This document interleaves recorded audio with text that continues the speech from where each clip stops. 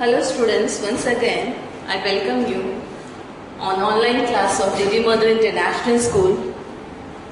Today I am going to explain the different methods or sources used for recruitment. We have already discussed about the meaning and sources of recruitment, but in last video I have only explained the sources.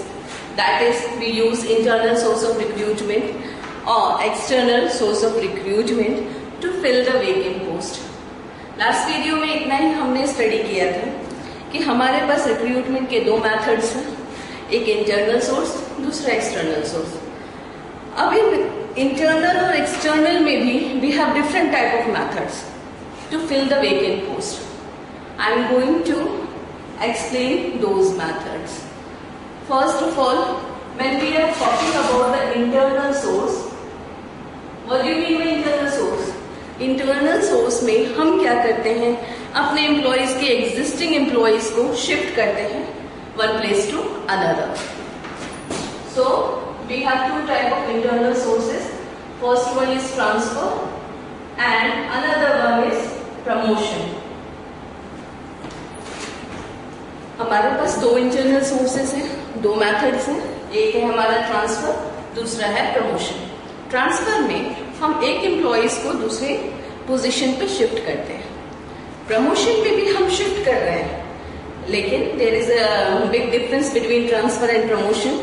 Transfer में हम employ को same post पे shift करते हैं. ठीक है, means आपके production department की क्लर्क को हमने फाइनेंस डिपार्टमेंट में ट्रांसफर शिफ्ट कर दिया. This is the perfect example of transfer. When we are talking about promotion, promotion means हमने एक एम्प्लॉय को हायर पोजीशन दिया. मीन्स जिस पोजीशन पे वो वर्क कर रहा है उससे उसको शिफ्ट करके उसके हायर रैंक दिया गया. Higher rank includes higher position, higher status, higher salary. Means हर चीज पहले से ज्यादा मिल रही है उसको, मतलब इंक्रीज कर दिया गया हर चीज को. तो ट्रांसफर में हमारा स्लैब सब कुछ सेम होगा, स्केल सेम होगा, बस shifting from one place to another. But in case of promotion there is increment in their status, salary, position, etc. So students, clear what is the difference between promotion and transfer? Now I am going to explain the different methods used for external source of recruitment. अब external source of recruitment आप सभी को याद है?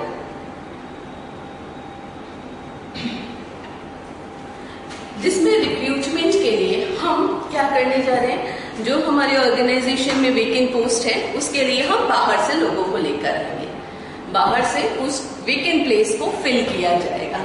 तो we have different sources also for recruitment of using external source. What are the sources? First one is direct recruitment. We can fill the post, will fill the vacant post by using this method. Direct recruitment means company ने या organisation ने जितने vacant post है उसका notice factory gate पर या gate पे लगा दिया. अब जितने जॉब सीकर्स हैं उस नोटिस को पढ़कर आपके ऑर्गेनाइजेशन में जरूर आएंगे. अब बात आती है कि ऐसे कैसे फैक्ट्री पर आपने नोटिस पेस्ट किया? नहीं, इन केस जब रिक्रूटमेंट हमें करनी है, वेकेंट पोस्ट किसकी रहेगी? अनस्किल्ड, पियोन, स्वीपर्स, इन सब की कैटेगरी की. तब हम then we have to use direct recruitment.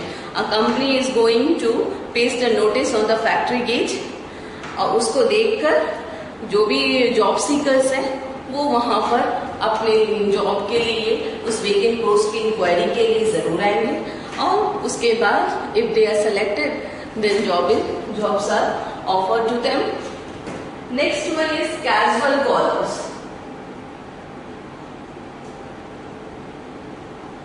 Casual caller बहुत ही इंपॉर्टेंट सोर्स ऑफ रिक्रूटमेंट है एक्सटर्नल सोर्स में. रीजन उसका ये है आप इसको एक तरह से समझ सकते हैं, ये एक वेटिंग लिस्ट है। कंपनी अपने लिए एक बायोडेटा फाइल प्रिपेयर कर रही है। अब उस फाइल के में क्या क्या डाला जा रहा है, उस फाइल में जितने भी जॉब सीकर्स के एप्लीकेंट्स अभी तक आए हैं उसको कंपाइल किया जाता है। उस फाइल में सारे डॉक्यूमेंट्स को अरेंज किया जाएगा। अब अरेंज किया जाएगा इस पर्पज से, ये हमारे लिए एक वेटिंग लिस्ट ऑफ कैंडिडेट्स है। इन केस जब फ्यूचर में हमें इन वेकेंट पोस्ट के लिए कुछ एम्प्लॉयज की जरूरत है, at that moment we call them, उनको हम उस मोमेंट पर कॉल किया जा सकता है। तो एक तरह से देखा जाए तो ये बायोडेटा का एक रिकॉर्ड मेंटेन कर रही है, एक फाइल मेंटेन कर रही है, जिसमें हम आगे चल के जो भी हमारे पास वेकेंट पोस्ट हो रहे हैं आगे, उनके लिए हम उनको जरूर कांटेक्ट कर सकते हैं। So this type is called as casual callers. Next I am going to explain another source, that is advertising. Advertising is one of the main external source of recruitment. आपने देखा होगा न्यूज़पेपर्स वगैरह में add आता है vacant post के बारे में, तो इसके थ्रू भी आप अपने लिए वेकेंट पोस्ट है उसके बारे में इंफॉर्मेशन आप दे रहे हैं। एम्प्लॉयज जिसको भी जॉब की जरूरत है वो उस नोटिस को पढ़ के जरूर वहाँ कांटेक्ट करते हैं। तो न्यूज़पेपर्स के थ्रू, अब न्यूज़पेपर्स के थ्रू हम किसके लिए एडवर्टाइज करेंगे? जनरली जब स्मॉल पोस्ट्स होते हैं उनके लिए हम लोकल न्यूज़पेपर्स की हेल्प लेते हैं। जब पोस्ट हमारे पास ज्यादा स्पेशलाइज पर्सन्स के लिए रहेगी तब हम क्या करेंगे, नेशनल न्यूज़पेपर्स की हेल्प लेंगे। नेक्स्ट आता है हमारा employment exchange.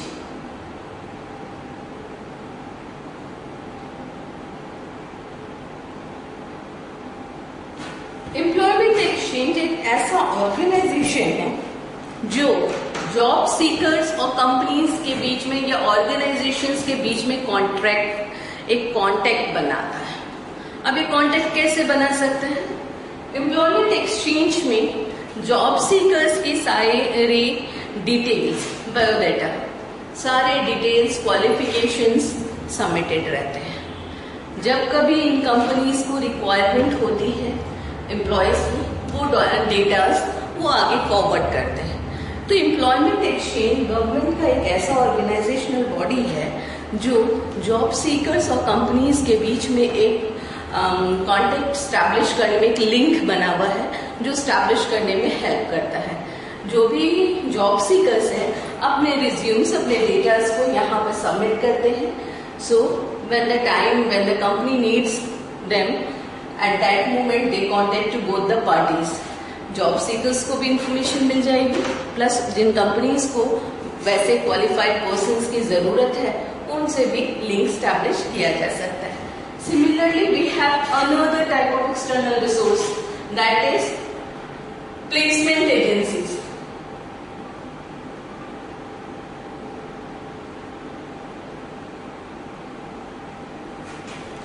We have two types of placement agencies और management।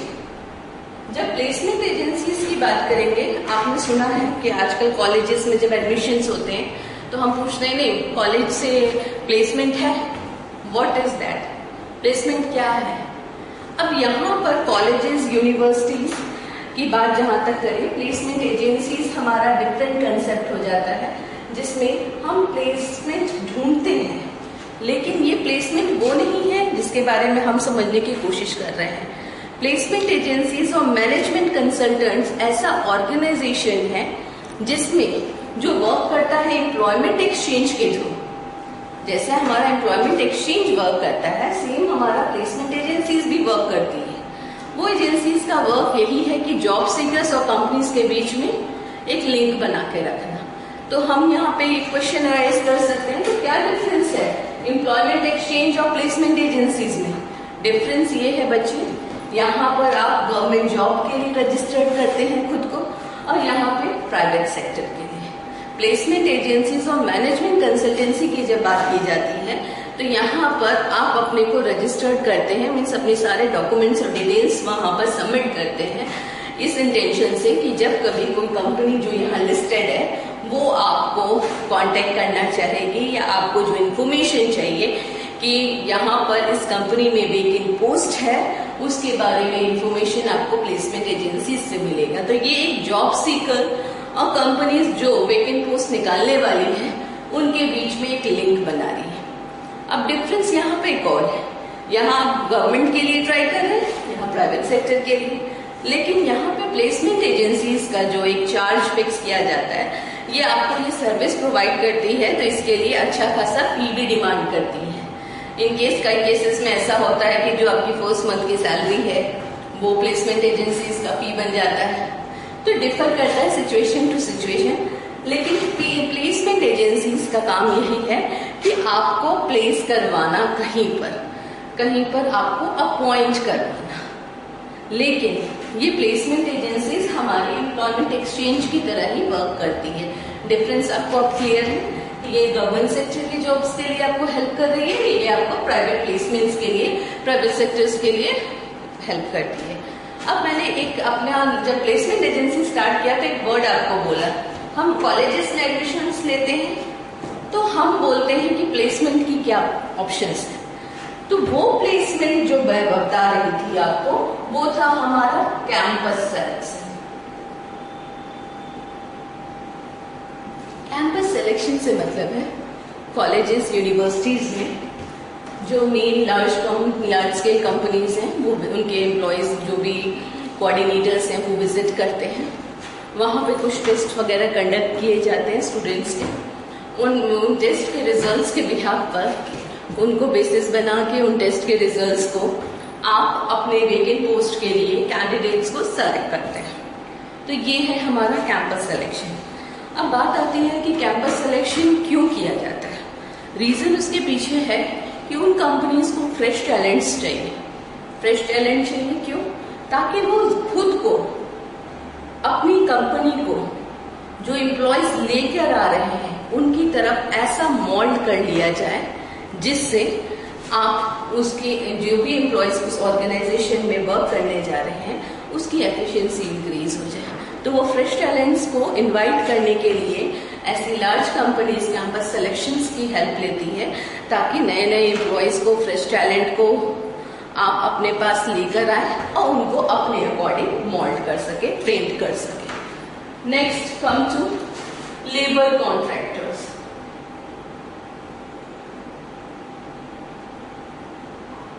लेबर कॉन्ट्रैक्टर्स कौन है?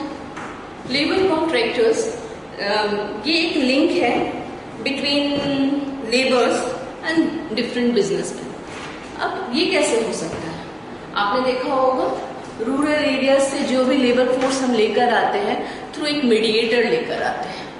वो विलेजेस, रूरल एरियाज में विजिट करते हैं, वहां पर उनसे कॉन्ट्रैक्ट में आते हैं, उनको फिर वो बाहर दूसरे अर्बन सिटीज में लेकर आते हैं वर्क के लिए। वो एज ए मीडिएटर वर्क करते हैं बिजनेसमैन और उस लेबर के बीच में। तो labour contractor is also a main source of recruitment. Next come to web publishing. Web publishing students, web publishing, you all know about them. You all know about this concept. Web publishing means through advertisements दिए जा रहे हैं, through advertisements नहीं कहेंगे, we have created some websites. Websites for what? For inviting applications. अब हमारे पास different website है जो हम इंटरनेट के थ्रू यूज करने जा रहे हैं। अब इन वेबसाइट्स में क्या किया जाता है? आपके पास डिफरेंट वेबसाइट्स है जैसे naukri.com, monster.com। ये सारे वेबसाइट्स इसलिए डिजाइन किए गए हैं ताकि जॉब सीकर्स इसके थ्रू अपने लिए जॉब ले सके। दूसरी तरफ दूसरी पार्टी जो कंपनीज है वो भी इस पे ध्यान देती है, वो अपने लिए परफेक्ट स्किल्ड पर्सन्स को हायर कर ले। तो websites, web publishing is the most important source in today's life. Next come to advertisement, advertising on television. आपने देखा होगा अपने टेलीविजन स्क्रीन पे एडवर्टाइजमेंट्स आते रहते हैं कि vacant post are available here, you have to contact on this number and at this address. तो एडवर्टाइजमेंट टीवी के थ्रू भी आपको दिया जा सकता है कि आपके पास जो भी वेकेंट पोस्ट है उसकी इंफॉर्मेशन आप इलेक्ट्रॉनिक मीडिया से टीवी के थ्रू आगे पास ऑन कर सके। नेक्स्ट आता है हमारा recommendation.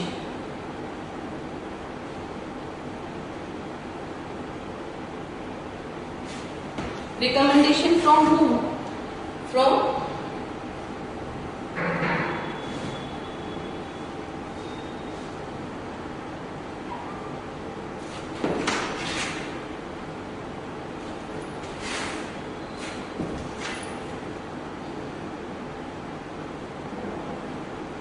recommendation from personal employees or existing employees।